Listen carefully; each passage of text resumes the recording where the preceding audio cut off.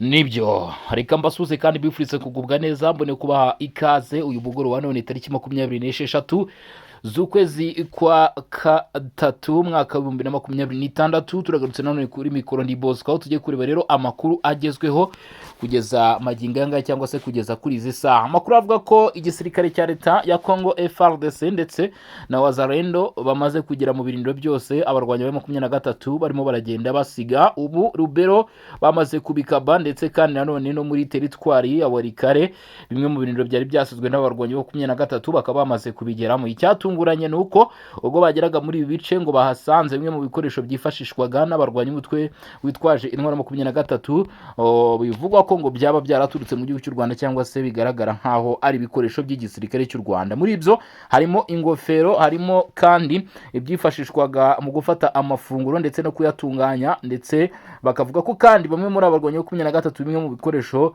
basanzwe bakoresha batabashije gutwara bagerageje kubitwika, ariko hari bimwe mu byagiye bifatwa cyangwa se hari ibyafashwe n'iki gisirikare cya leta ya Repubulika Iharanira Demokarasi ya Kongo. Ibi bishobora gukurira akaga gakomeye cyane abarimo igisirikare cy'u Rwanda ndetse n'umutwe wa 23 mu gihe hamaze iminsi humvikana inkuru zishinja abarwanyi b'uyu mutwe gukorana na guverinoma y'u Rwanda, ibyo leta y'u Rwanda yagiye ihakana kenshi ikavuga ko bene ayo makuru atari ukuri cyangwa se atari impamo ahubwo ari nayo kwirindwa. Ibyo tukaba tugiye kuba twabigarukaho ni mu gihe kandi turanyarukira Minembwe turebe amakuru aturukayo uyu mugoroba byifashe bite, ikibuga gihagaze gite, ube hafi rero tuze kubigarukaho dore ko ibitero bya drone bikomeje kwibasira kabisa abarwanyi. Drone ibitero byazo 31 nibyo biri kubarurwa ko bimaze kwibasira abarwanyi umutwe twaje 23 ndetse n'umuryango w'abibumbye,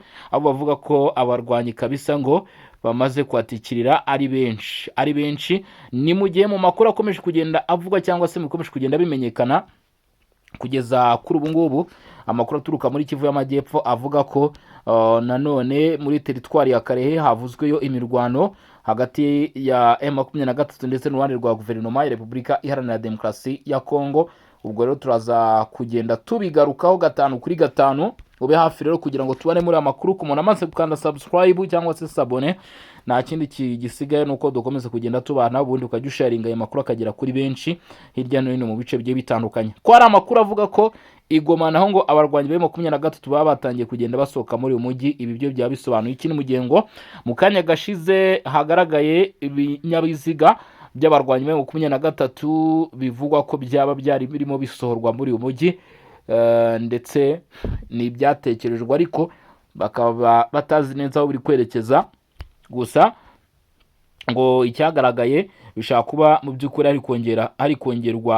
hari gutegurwa kongerwa imbaraga muri bimwe mu bice abarwanyi ba AFC 23 bari bafitemo imbaraga nkeya, akaba ari cyo uyu mutwe wa 23 urimo kugerageza gupanga. Reka duhere rero ku makuru akomeye cyane avuzwe ubu tuvugana, nyuma y'uko kandi na Leta Zunze Ubumwe za Amerika hari amakuru avuga ko bamaze kwemera gutanga inkunga ibarirwa mu mamiliyoni bakatera inkunga ibikorwa by'igisirikare cya leta ya Repubulika ya Demokarasi ya Kongo mu rwego rwo kurushaho kwiteza imbere.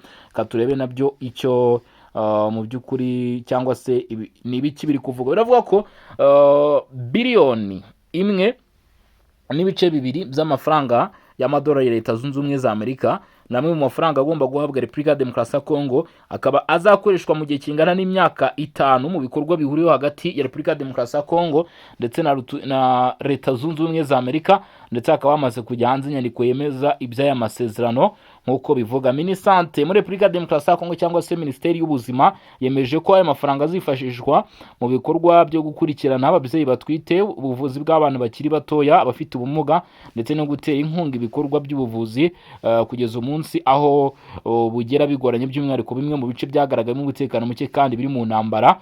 Ibi rero bikaba mu by'ukuri ngo bigomba kubaho mu gihe kingana n'imyaka 5. Izi biliyoni 1.2 by'amafaranga Leta Zunze Ubumwe za Amerika agiye gutangwa muri iki gikorwa akaba azatangwa na Leta Zunze Ubumwe za Amerika rero kugeza mu gihe cy'imyaka 5. Hakazabamo no kubaka ibikorwa remezo birimo centre de santé bizifashishwa nyine muri ibyo bikorwa by'ubuvuzi. Katwerekeze Minjenje haravugwa iki? Ni muri teritwari ya Warikare.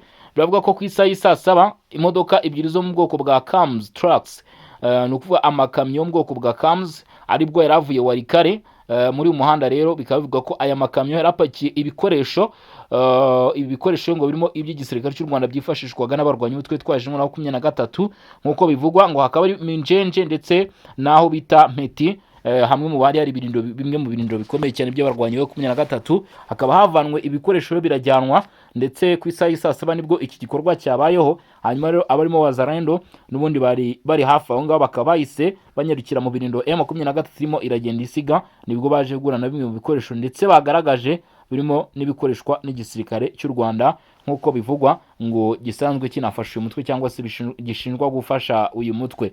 Ibyo bikoresho mu byagaragajwe harimo ingofero za gisirikare mu by'ukuri zizwiho kurinda amasasu ndetse n'ibindi zambarwa rero n'abarwanyi ba 23 ndetse akaba ari nazo zashingiyeho cyane kuko ni nazo zakomeje kugenda zikwirakwira ku mbuga nkoranyambaga bavuga ko ari byo byaba nyine biri muri bimwe mu byafatiwe ahangaha.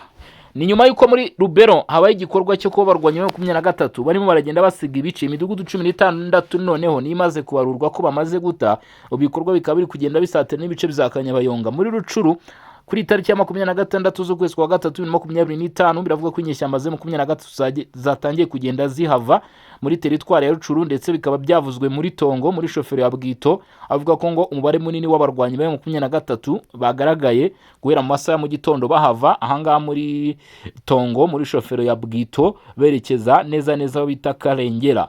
Bikavuga ko rero ngo aba ofisiye bakorana na Kabila ndetse n'umutwe wa 23 aribo bagaragaye bakora uru rugendo rwo kuva muri ibi bice. Bikavuga ko rero abatuye Kivu y'Amajyaruguru afite ubwoba by'umwihariko basanzwe bakorana n'izi nyeshyamba bavuga ko batazi impamvu izi nyeshyamba ziri kugenda ndetse byatumye bamwe mu bari barigaragaje rwose ngo bakorana n'izi nyeshyamba batangira guhunga, harimo abari guhungira mu mujyi wa Goma, hari abari guhungira muri Uganda ndetse n'ahandi mu bice bigiye bitandukanye. Kugeza kuri ubu ngubu amakuru aravuga yuko bice birimo Shabunda, Nzibira, Axe za Warungu, Ngenga, Kirungutwe, Warungu Axe nyine aho bita Kabare, Bukavu Axe ndetse na Ruzizi Plain ahangaha naho biri kuvuga ko bishoboka cyane ko ariho aba barwanyi bashaka kwerekeza muri ibyo bice kugira ngo bajye kubaka ubushobozi dore ko bifuza kuba bakomeza imbere bakigarura iyi myanya kugera aho bita za Crime. Abarwanyi 23 bagiye rwose bagerageza kugaragaza ko bifuza gufata ibyo bice.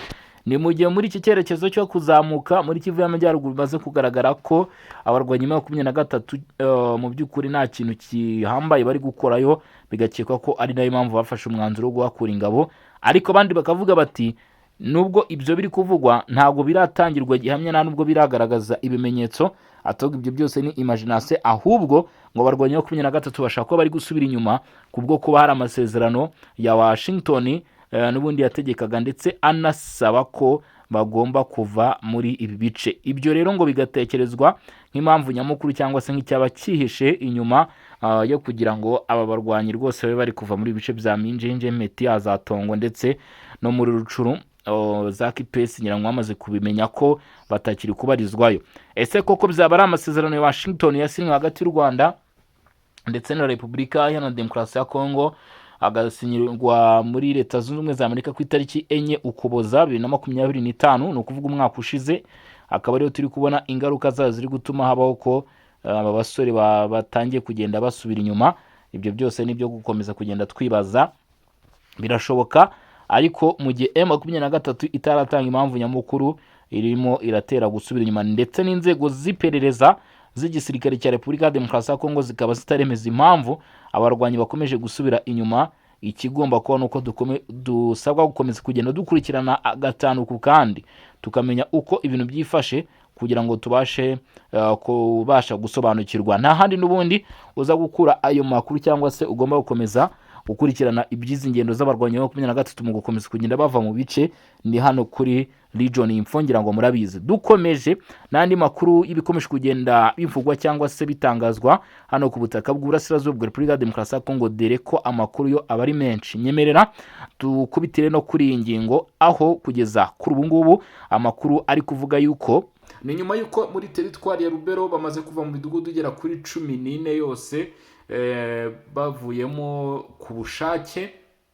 Ubu ibi bikorwa amakuru atugera avuga ko bikomereje muri teritwari ya Walikale aho kuri uyu wa 26 amakuru aturuka avuga ko ku isaha saa saba z'amanywa, saa saba zuzuye rwose kuri uyu munsi wa none, ruvuga ko ni amasaha, ni mu minota mike ahubwo 20 yo mu bwoko bwa kamzi yageze aho bita Warikare muri teritwari ya Warikare nyine muri Kivu y'Amajyaruguru, aho bivuga ko yari atwaye abasirikare ba RDF hamwe n'ibikoresho bya gisirikare bari mu birindiro bya Minjenje ndetse na Meti ku murongo wa mbere w'imirwano. Watanze amakuru ntabwo mu by'ukuri yigeze asobanura neza, gusa aravuga ko izi ari ingabo ngo zakoranaga n'abarwanyi ba M23 muri ibi bice, aho yemeza ko nyine ngo ari ingabo z'u Rwanda. Kugeza ubu nta tangazo riratangazwa ku mpamvu y'uku kwimuka kw'ingabo gukomeje kugaragara kuva mu ntangiriro z'iki cyumweru, nubwo aho izo ngabo zerekeza hataranamenyekana neza. Bamwe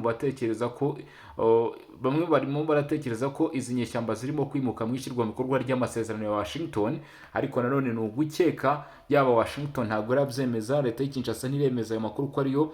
Ndetse ikindi ugomba kuba wamenya nanone, ku ruhande rw'inyeshyamba nabo ntabwo baremeza ko bari kubahiriza aya masezerano. Gusa ikibayeho ntago ayo makamyo abiri afashwe, ahubwo aho abarwanyi ba 23 bari bamaze kuva hahise hagera Wazalendo, ndetse amafoto akaba yagaragaye, ni foto twashyize muri groupe ya WhatsApp, bafashe elementi za gisirikare cyangwa se bimwe mu bikoresho bya gisirikare, bimwe byambarwa mu mutwe, bavuga ko ari iby'igisirikare cy'u Rwanda byagaragaye aho havuye abasirikare. Rero ibi bikaba bizahise bifatwa ndetse biragaragazwa, mu gihe abandi bakeka ko ari uburyo bwo kongera kwiyubaka ndetse no kwerekeza ingabo mu mihanda cyangwa uduce bafata nk'ingirakamaro kurushaho.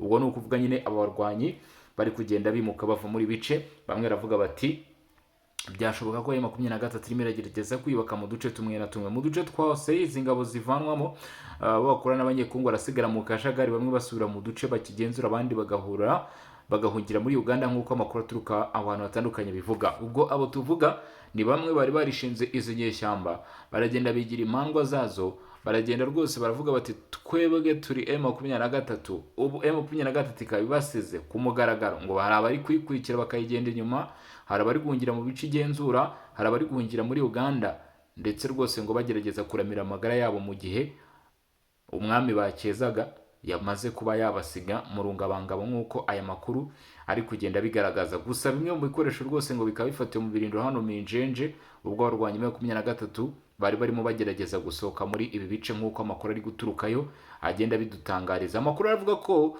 kugeza kuri ubu ngubu abarwanyi benshi cyane bakomeje kugenda bava mu byabo bimuka. Rubero rero niho hagaragaye ibice binini cyane. Kuba rero bigeze na Warikare, abantu bari kwibaza noneho, ese abarwanyi ba 23 barimo gutegura iki? Bamwe bakavuga bati ni ukubaka ibirindiro, hari hasanzwe hari intege nkeya z'aba barwanyi. Abandi bati si ibyo, ahubwo ni gushyira mu bikorwa amasezerano ya Washington. Reka wumve rero, ati nyuma y'uko umutwe twaje muri M23 ushyigikiwe n'ingabo z'u Rwanda wikuye mu bice bimwe na bimwe byo muri Rubero mu ntara Kivu y'Amajyaruguru mu burasirazuba bwa Repubulika ya Demokarasi ya Congo, hari abasivili benshi bakekwaho kuba barakoranye n'uyu mutwe basigaye mu bwoba n'ihungabana rikomeye. Amakuru aturuka mu baturage muri utwo duce twari dusanzwe turimo izi nyeshyamba baragaragaza ko abo bantu bari bafitanye isano n'uyu mutwe, mu gihe wari uhafite ubutegetsi ubu bashobora guhura n'ingaruka zikomeye zirimo kwihimurwaho. Abaturage bagaragaza ko hari ibyiciro bitandukanye by'abakekwa. Hari abagaragaye bashyigikiye M23 ku mugaragaro, bamwe bagiye bavuga amagambo akomeye anenga ubutegetsi bwa Kongo n'ingabo za FARDC ubwo hafatwaga n'abarwanyi aho bari, bavuga ko batazongera kuyoborwa nazo. Hari n'abandi bakekwaho gufasha uyu mutwe mu gutanga amakuru yerekeranye n'ubutegetsi bwa leta ya Kongo ndetse n'igisirikare cya leta ya Kongo cyangwa se Wazalendo, berekana abantu bakekwaho gukorana na leta, bigatuma bamwe batabwa muri yombi cyangwa bagashimutwa. Bakavuga bati rero biraza kubakomerera mu gihe izi nyeshyamba zitagera ngo zibarengere. Uko M23 yakomeje gusubira inyuma yerekeza mu majyepfo ya Rubero, ngo aba bose bagaragaraga, ubwo ni muri Rubero, ngo bagaragaraga muri ibyo byiciro basigaye mu kaga gakomeye. Amakuru amwe avuga ko bamwe bahisemo gukurikira abarwanyi mu gihe basubiraga inyuma, mu gihe abandi batangiye guhunga berekeza i Goma cyangwa no hakurya y'imipaka, no kuvuga muri Uganda, bari kumwe n'imiryango yabo.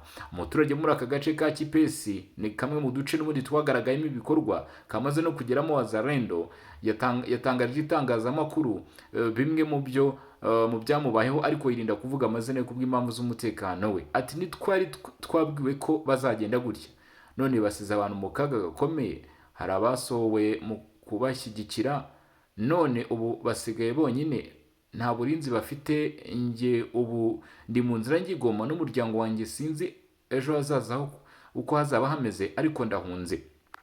Ku rundi ruhande, inzego z'umutekano ziratangaza ko hari bamwe mu banyekongo bari binjiye mu mutwe wa M23 izi nyeshyamba zitigeze zibwira, bafashe ibikoresho bari bahawe n'abarwanyi birimo impuzankano zabo, bakaba barimo kubisha ndetse bagenda bareba inshuti zabo z'abaturage babwira ati muduhishe mw'abantu mwe, ndetse n'iyo myenda bakaba bamaze kuyikuramo tayari.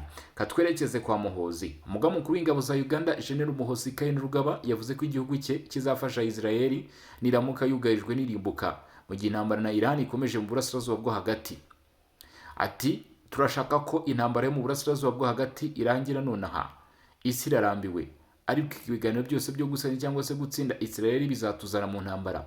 Ku ruhande rwa Israel, ibi ni ibyanditswe na General Kainerugaba kuri X kuri wa gatatu. Umugaba w'ingabo za Uganda kandi yaburiye ku gitero cya Misiri kizaturuka muri Iran kuri Uganda kikazatera kwihorera, yongera ko Uganda yiteguye gufasha Israel nibisabwa. Muhozi yagize ati niba Tehran atinyutse kudutera misile, tuzihorera na misile zacu. Yakomeje agira ati niba Israel ikeneye ubufasha, ikeneye kubisaba gusa. Ati ikeneye kubisaba gusa, abavandimwe babo bo muri Uganda biteguye kubafasha. General Kainerugaba yavuze kandi ko Israel ifite uburenganzira bwo kubaha kandi ibitero bigabwaho bigomba guhagarara. Tifite uburenganzira bwo kubahwa no kubaho. Kainerugaba azwiho gukoresha imbuga nkoranyambaga mu gutangaza ibintu kenshi bitavugwaho rumwe, byagiye biteza amakimbirane muri diplomasi mu karere. Ku rundi ruhande ariko, Uganda mu mateka yakomeje kugirana umubano w'ubufatanye na Israel, cyane cyane mu by'umutekano n'ubutasi, wera mu myaka 40 ishize, ari nako igerageza gushyira ku munzani umubano wayo n'ibindi bihugu by'ibihanganye. Kugeza uyu munsi rero ntabwo byatungurana kumva aya magambo ya General Muhozi Kainerugaba ku butegetsi bwa Israel ndetse muri intambara rikora mu burasirazuba bwo hagati. Ntabwo byigeze bitungurana rwose, abantu bavuze bati n'ubundi Israel isanzwe kandi nanone ari inshuti na Uganda. Atariko nanone Muhozi ni umugabo umaze kumenyekana wo guteza saga ku mbuga nkoranyambaga. Reka twikubitire rero kuri aya makuru akomeye cyane. Ikaragwe hari kuvugwa amakuru adasanzwe hagati ya Tanzania n'u Rwanda. Ingabo z'u Rwanda RDF ndetse n'iza Tanzania TPDF kuri uyu munsi basoje inama ya 15 y'abayobozi b'ingabo bakora ku mipaka ihuza ibihugu byombi, Tanzania ndetse n'u Rwanda. Reka dusuzume rero ibyari bikuye muri iyi nama. Ni inama yamaze iminsi 3 y'ibiganiro byabereye mu karere ka Karagwe bigamije gukomeza umutekano ku mipaka no guteza imbere ubufatanye bwa gisirikare hagati y'ibihugu byombi. Iyi nama yahuje abayobozi baturutse muri diviziyo ya 5 y'ingabo zirwanira ku butaka za RDF na brigade ya 202 ya TPDF, bose bakora ku mupaka uhuza u Rwanda na Tanzania. Ibiganiro byibanze ku gusuzuma intambwe imaze guterwa kuva inama iheruka yabereye mu Rwanda kuva ku itariki 2 kugeza ku itariki 4 Ukuboza 2025, ndetse no kurebera hamwe ibibazo by'umutekano bikigaragara. Iyi nama yari iyobowe na Brigadier General Gabriel Elias Kwiragwa uyobora brigade ya 202 ya TPDF, hamwe na mugenzi we Major General Kwika Rusisi uyobora diviziyo ya 5 muri RDF. Yanitabiriwe kandi n'abajyanama mu bya gisirikare defense attaché bahagarariye inyungu za gisirikare hagati y'ibihugu byombi, u Rwanda na Tanzania. Abitabiriye inama baganiriye ku bibazo byambukiranya imipaka birimo ubucuruzi bwa magendu, icuruzwa ry'ibiyobyabwenge, uburobyi butemewe mu biyaga n'imigezi ku mipaka, ndetse no kwambuka umupaka mu buryo butemewe. Impande zombi zumvikanye ku ngamba zitandukanye zigamije kongera ubufatanye, zirimo kunoza ihererekanya makuru, gukora amaronda ahuriweho no gukangurira abaturage batuye ku mipaka kwirinda ibikorwa binyuranyije n'amategeko. Bemeye kandi kwagura ibikorwa by'ubufatanye hagati y'ingabo n'abaturage kugira ngo umubano w'abaturage urusheho gukomera. Izindi gahunda zirimo gutegura imikino ya gicuti ihuza ingabo z'ibihugu byombi no gufatanya n'inzego zibanze, gushishikariza abaturage gukoresha imipaka yemewe. Inama yasabye kandi gushyiraho umupaka wemewe hagati ya Kibare, akarere ka Kayonza mu Rwanda, ndetse na Bweranyange, akarere ka Karagwe muri Tanzania, mu rwego rwo kugenzura urujya n'uruza no gukemura kwambuka mu buryo bunyuranyije n'amategeko. Mu ijambo risoza inama, Brigadier General Kwiragwa yashimye ubufatanye bwiza buri hagati y'ingabo zombi, anashimira intumwa za RDF n'uruhare rwazo. Yashimangiye ko gukomeza ubufatanye bizatuma habaho amahoro, umutekano ndetse n'ubunyamwuga mu ngabo z'ibihugu byombi. Ku ruhande rwa RDF, Major General Karusisi yashimiye TPDF ku kwakira neza abitabiriye inama, anashimangira ko impande zombi ziyemeje gukomeza kubungabunga umutekano ku mupaka uhuza ibihugu byombi, aho yavuze ko ibyavuye muri iyi nama bizakomeza gushimangira imikoranire ishingiye ku bikorwa bihuriweho no guhanahana amakuru.